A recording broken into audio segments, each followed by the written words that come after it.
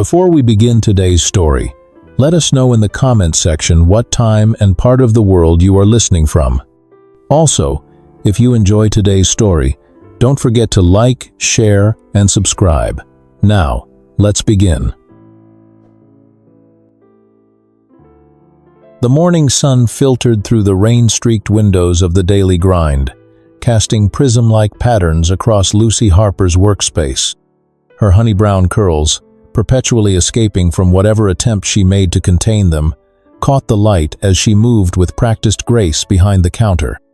The vintage-inspired apron she wore, one of her many thrift store treasures, was splattered with coffee stains that told the story of countless drinks crafted with care.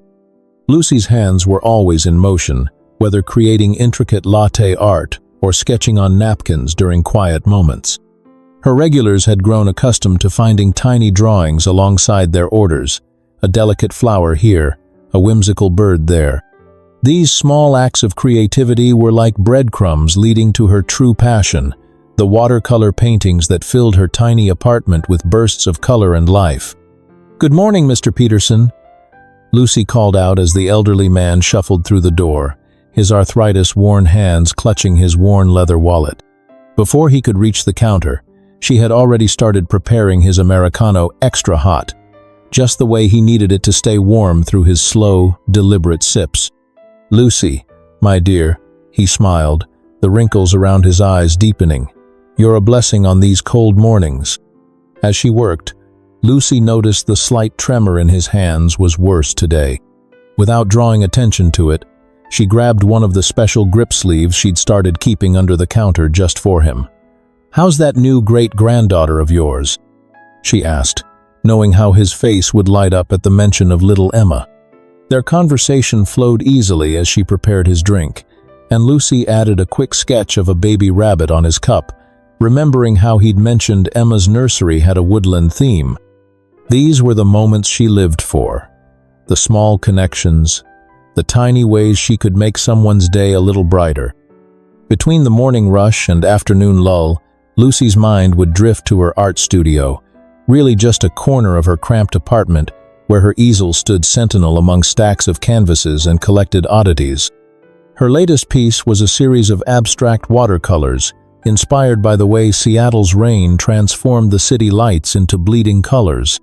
She worked on it during stolen moments between her cafe shifts and evening babysitting jobs, her hands often stained with paint when she arrived to watch her regular children. Her small apartment was a testament to her artistic soul. Mismatched vintage teacups lined open shelves, each with its own story of where she'd found it. Thrifted frames housed both her own work and pieces from local artists she'd befriended. Even her furniture told stories. The old writing desk she'd rescued from a yard sale, the patchwork armchair that had been her grandmother's, the collection of paint-splattered mason jars that served as both decoration and art supply storage.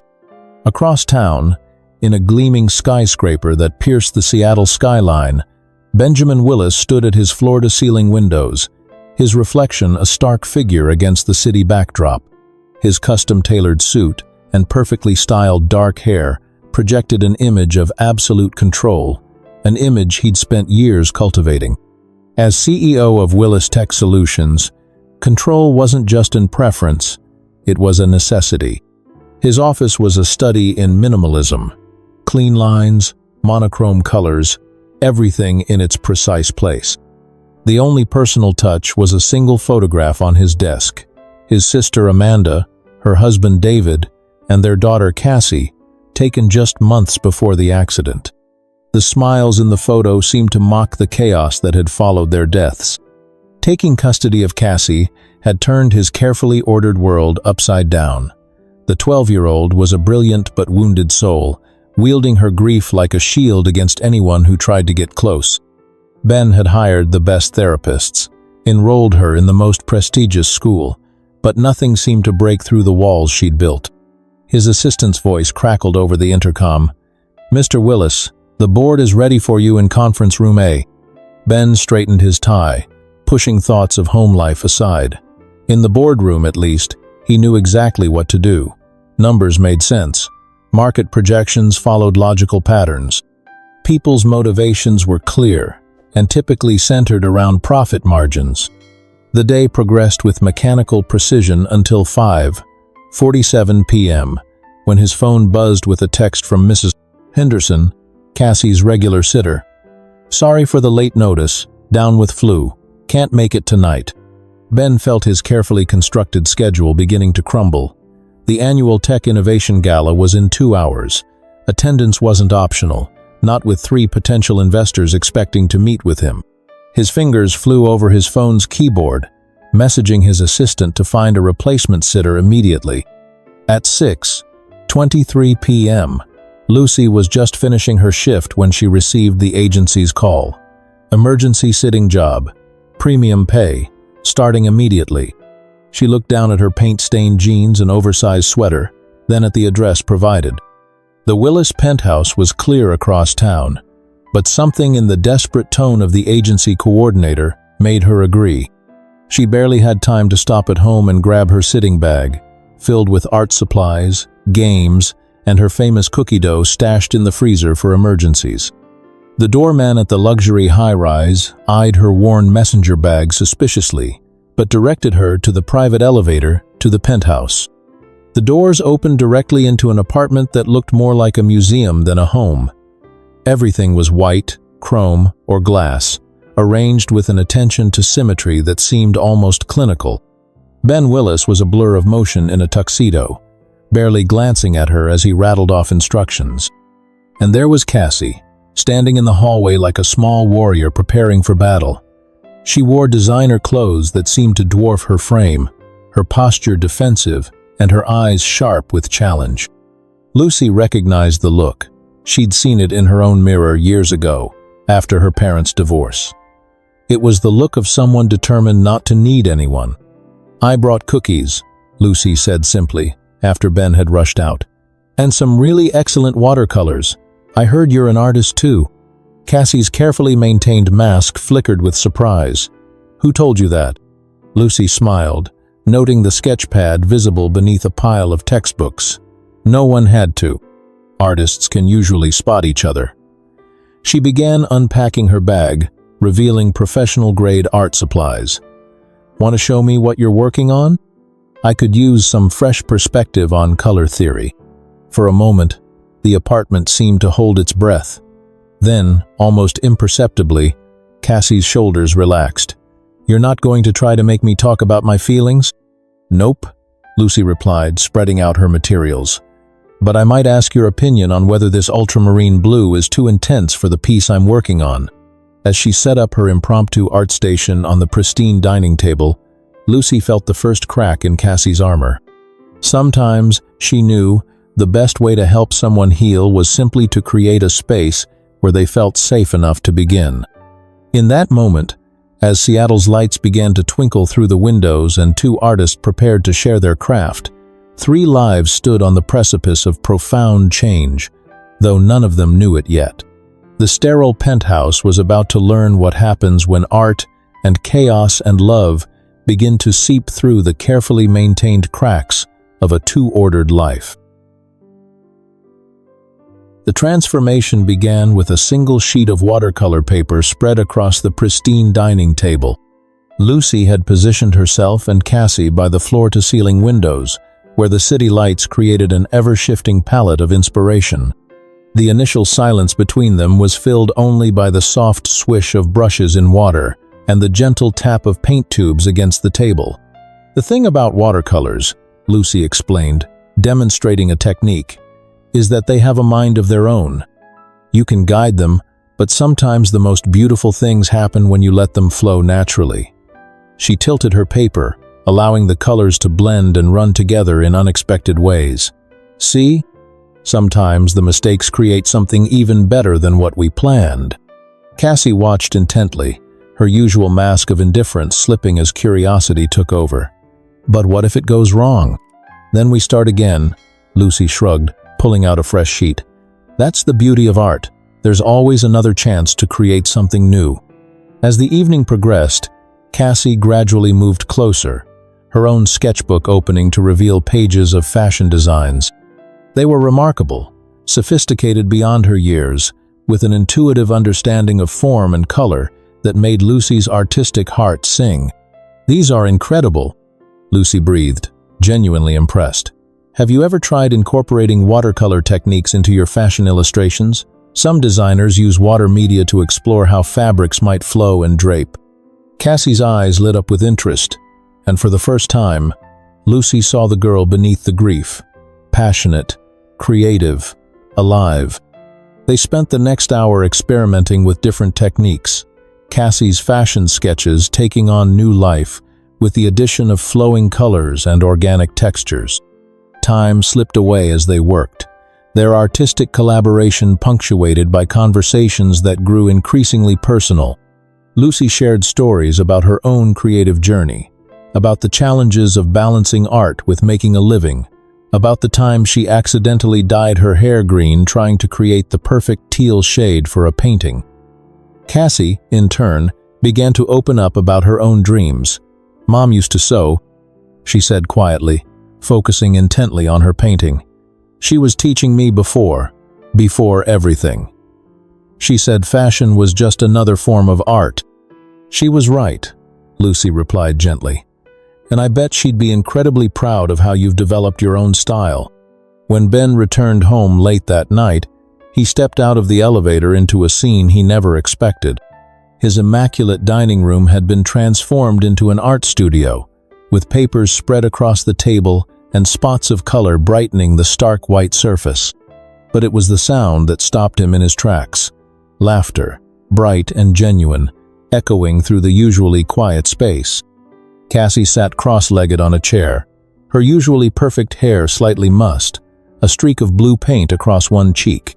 She was gesturing animatedly as she explained her latest design concept to Lucy, who listened with complete engagement, adding suggestions and encouragement. "Uncle Ben," Cassie noticed him first, and instead of her usual withdrawn acknowledgement, she jumped up excitedly. "Look what we created. Lucy showed me how to use watercolors to design textiles. See how the colors blend here? It could make amazing flowing sleeves."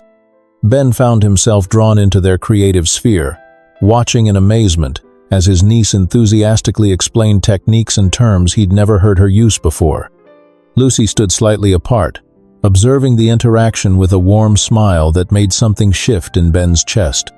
The night marked a turning point. Lucy became a regular presence in their home, and with each visit, more color seemed to seep into their monochrome world. Cassie's artwork began appearing on the walls, her designs evolving with newfound confidence. The apartment slowly transformed, becoming less of a showpiece and more of a home. However, life had other plans for testing their newfound harmony. The catalyst came in the form of Janet Peterson, Ben's ex-fiancée, at a crucial business dinner. She swept into the restaurant in designer silk, her smile sharp as she spotted Ben dining alone. "Still married to your work, I see," she commented, sliding uninvited into the seat across from him.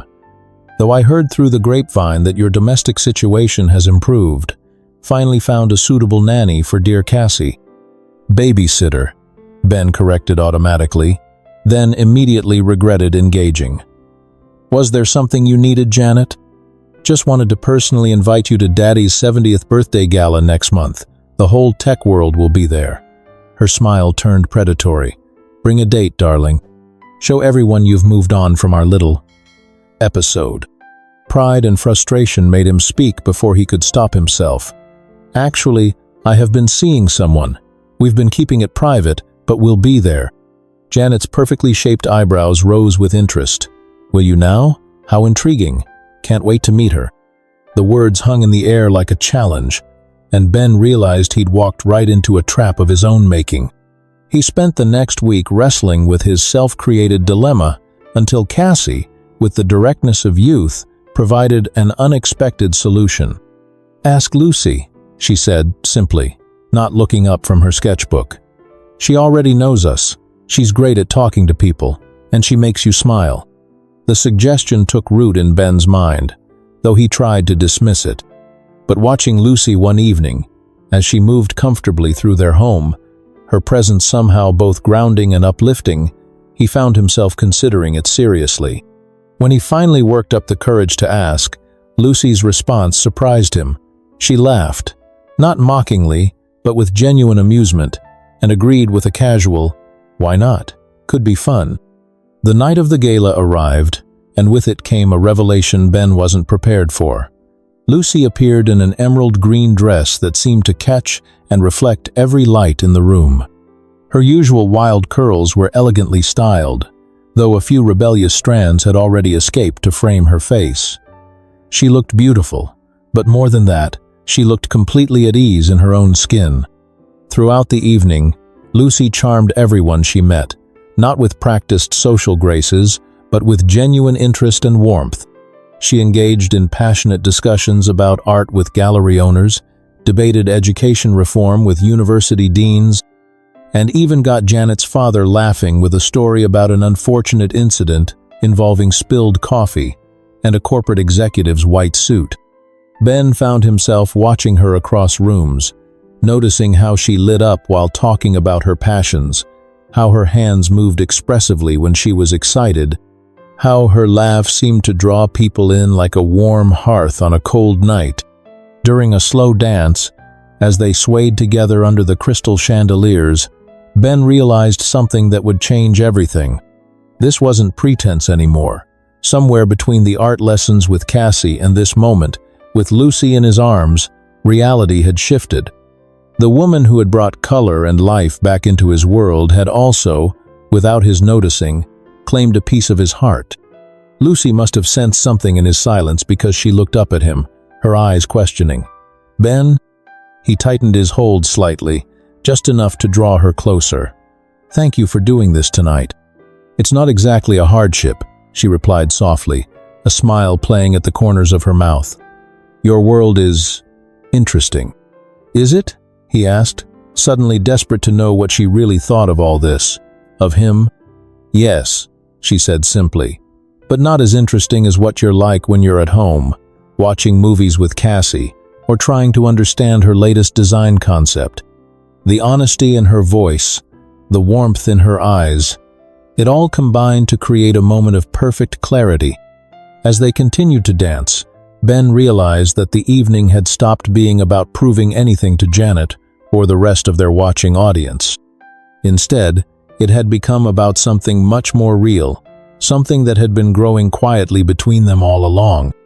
The music continued to play, and they continued to dance, both aware that something fundamental had shifted but neither quite ready to name it.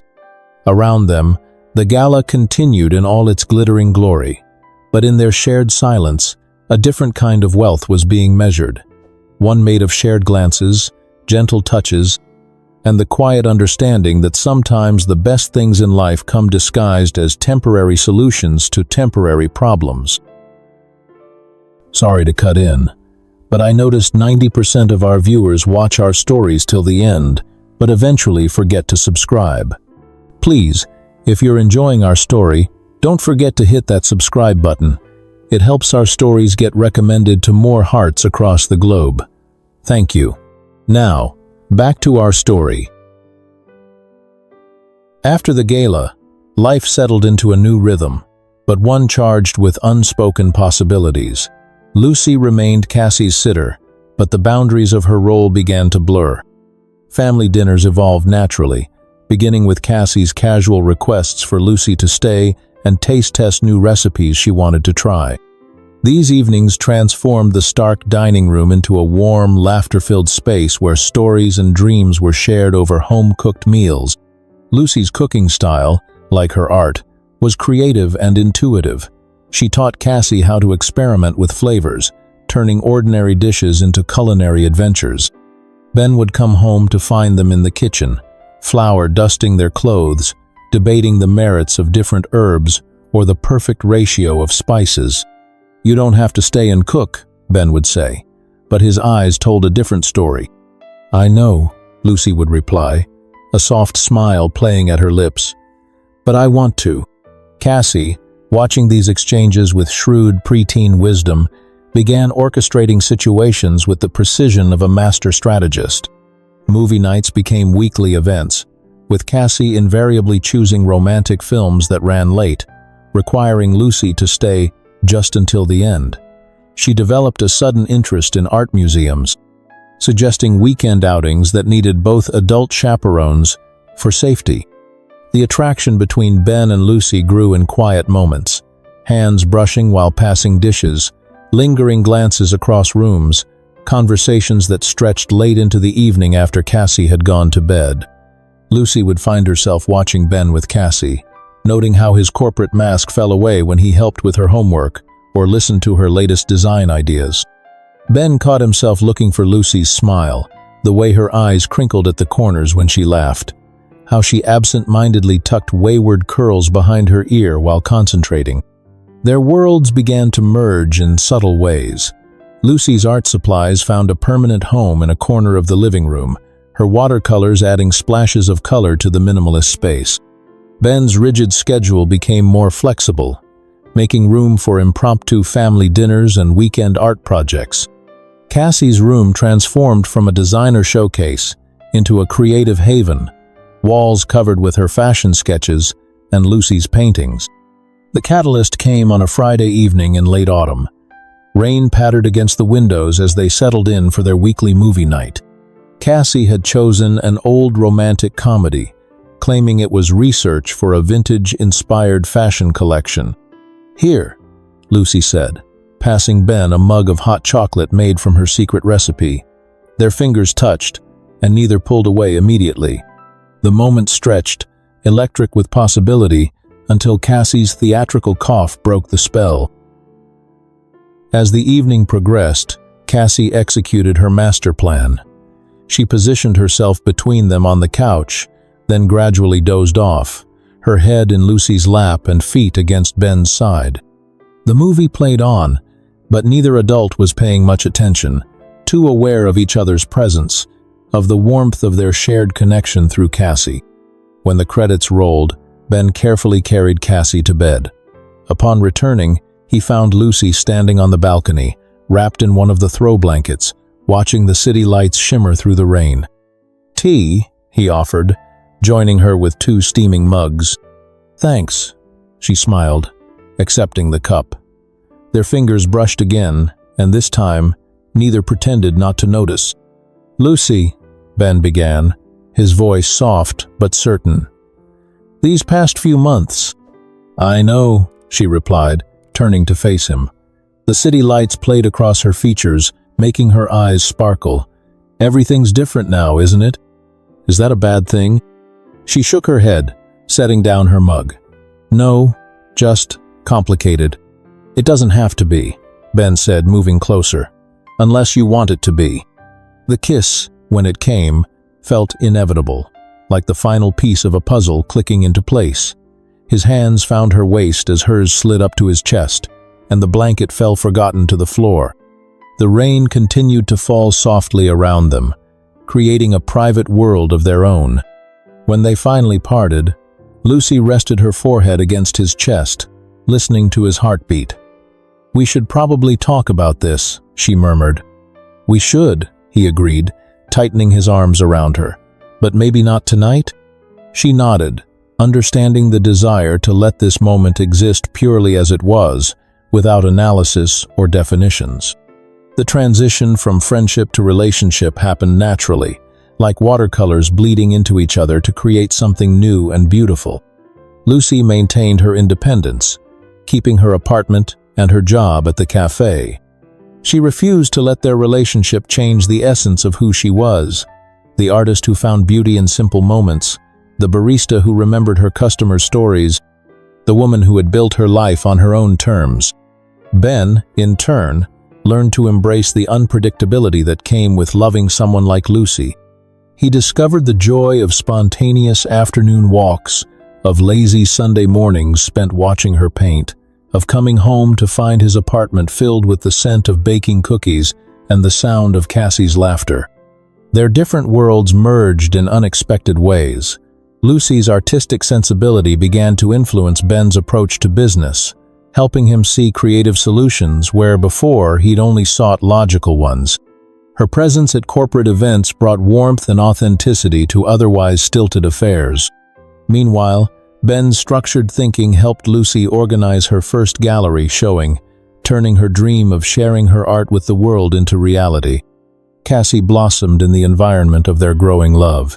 She stopped testing boundaries and started creating them instead, carving out her own space in their expanding family.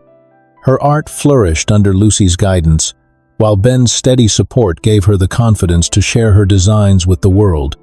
The transformation of their lives was reflected in the changing face of the penthouse. Lucy's influence spread gradually. A vintage vase here, a handmade quilt there, walls slowly filling with family photos and artwork. Ben's once sterile home became a gallery of their shared life, each piece telling a story of their journey together.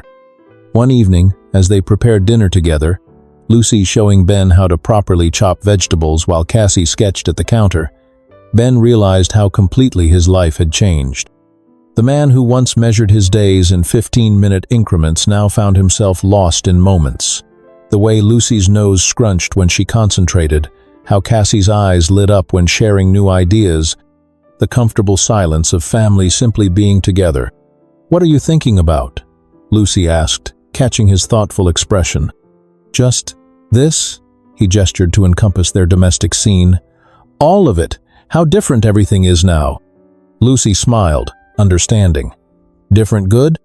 "Different perfect," he replied, pulling her close for a kiss that tasted of tomato sauce and possibility. From her perch at the counter, Cassie rolled her eyes but couldn't hide her smile. "You guys are so gross," she declared, but her tone was filled with contentment. Their love story wasn't about grand gestures or dramatic declarations. It was built in small moments, shared cups of coffee, late-night conversations, family dinners, art lessons, and quiet understanding. It was about three people who had been searching for something they didn't know they needed, finding it in each other and creating something beautiful together. The idea of proposing had been growing in Ben's mind for weeks, taking root like one of Lucy's watercolors, colors bleeding together until they formed something perfect and inevitable. He'd caught himself staring at her more often lately, memorizing the way sunlight caught her wild curls, how her hands moved when she painted, the particular curve of her smile when she was lost in creating something beautiful. The ring he chose wasn't traditional, a vintage piece with an Art Deco design that reminded him of Lucy's beloved collection of antique teacups.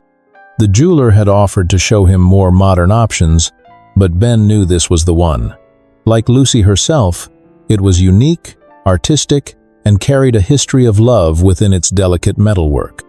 He'd planned to create an elaborate proposal, something worthy of the joy she'd brought into their lives. But as with most perfect moments, life had other plans. It happened on a Tuesday evening in early spring. Cassie had received an A on her fashion portfolio project, a collection inspired by vintage botanical illustrations that had impressed even her usually stoic art teacher. She'd begged them to celebrate with an impromptu picnic in their favorite park, the one where Lucy had first taught her to sketch the Seattle skyline. The evening was unexpectedly warm, the kind of perfect Seattle weather that felt like a gift. Lucy had packed a basket with her famous lavender shortbread cookies and thermoses of hot chocolate. They spread their blanket beneath a flowering cherry tree, pink petals occasionally drifting down to dust their shoulders like nature's confetti. Cassie was radiant with pride as she laid out her portfolio, explaining each design with the confidence that had grown steadily under Lucy's nurturing guidance. Ben watched them together, his niece and the woman who had helped heal their broken family, and felt the weight of the ring box in his pocket. Lucy was helping Cassie arrange her sketches, her hands moving with the same care she used when painting, when Ben reached into his pocket. The setting sun painted everything in shades of gold and rose, turning Lucy's honey-brown curls into a halo around her face. "Lucy," he said softly, drawing both their attention. Cassie's eyes widened as she spotted the box in his hand, and she quickly gathered her sketches, making space on the blanket. "Lucy Harper," Ben continued, his voice steady despite his racing heart. "You brought color into our world when everything was gray. You taught me to slow down and appreciate the beautiful moments. You helped Cassie find her voice again. You made us a family." He opened the box, revealing the vintage ring nestled inside. "Will you marry me?" Lucy's eyes filled with tears that caught the evening light like diamonds. Her yes was interrupted by Cassie throwing her arms around both of them, all three laughing and crying at once. The ring slipped perfectly onto Lucy's finger, as if it had been waiting all these years just for her. Later, they would tell people it was the perfect proposal, not because of any grand gestures or elaborate plans, but because it was purely them, a family celebrating joy together, surrounded by art and love and the simple beauty of a spring evening. The wedding planning reflected their unique blend of styles. Lucy insisted on having the ceremony at the Daily Grind, the cafe where her journey in Seattle had begun. The owner, Mike, who had become like a father to her over the years, was moved to tears when she asked, "This place has always been more than just a cafe to me," Lucy explained to Ben. "It's where I found my Seattle family, where I learned that sometimes the best art comes from ordinary moments." Cassie threw herself into designing Lucy's wedding dress with an intensity that surprised everyone except Lucy. The 12-year-old spent hours sketching, erasing, and refining her design. She incorporated elements that told their family's story, the flowing watercolor-inspired layers representing Lucy's art, the structured bodice echoing Ben's more formal world, all of it coming together in a design that was both elegant and uniquely personal. "The dress needs to show who you are," Cassie explained seriously, "not just as a bride, but as our Lucy." When they brought the design to a dressmaker, the woman was amazed by the sophistication of Cassie's vision. Lucy insisted that Cassie be involved in every fitting, watching with pride as her soon-to-be stepdaughter directed the placement of each detail with an artist's eye. The cafe transformation became a community project. Lucy's regular customers volunteered their talents. Sarah from the law firm turned out to be an amateur florist. Mr. Peterson's daughter was a professional photographer, and even Janet, in a surprising turn of events, offered the services of her event planning company. "Consider it my way of saying I was wrong," Janet told Ben quietly. "You found something real, and I'm happy for you." The evening of the wedding, the cafe was transformed. Fairy lights twinkled everywhere, their glow reflected in the vintage mirrors Lucy had collected over the years. Wildflowers spilled from mismatched vases, each one chosen from Lucy's beloved collection. Cassie had arranged Lucy's and her own artwork on the walls, creating a gallery of their family's journey. The ceremony itself was intimate and perfect. Mr. Peterson, who had watched Lucy grow from a young barista into the woman she'd become, gave her away. His usual shuffle was transformed into a dignified walk as he escorted her down the makeshift aisle between the cafe tables. Lucy's dress was everything Cassie had envisioned, flowing layers of silk that seemed to catch and hold the light, moving like watercolors come to life.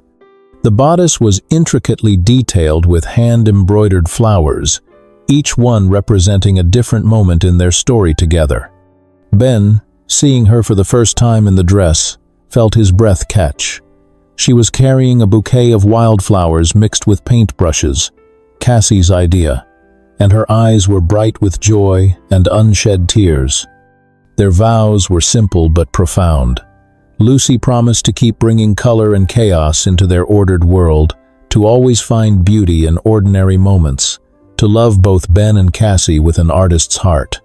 Ben promised to embrace the unpredictable, to always make space for creativity and dreams, to love Lucy and support her art with everything he had. Cassie stood beside them as both bridesmaid and flower girl, her own dress a smaller version of Lucy's design.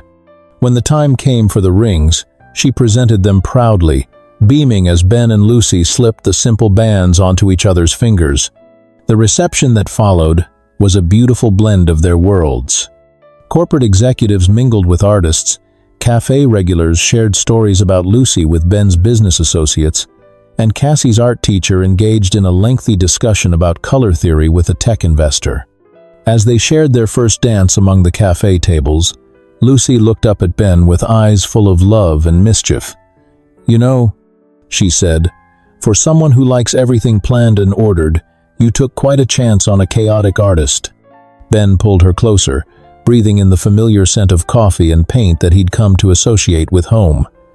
"Best risk I ever took," he replied, making her laugh. Later, as the evening wound down, the three of them stood together near Lucy's favorite window, the one where she used to sketch during quiet moments at work.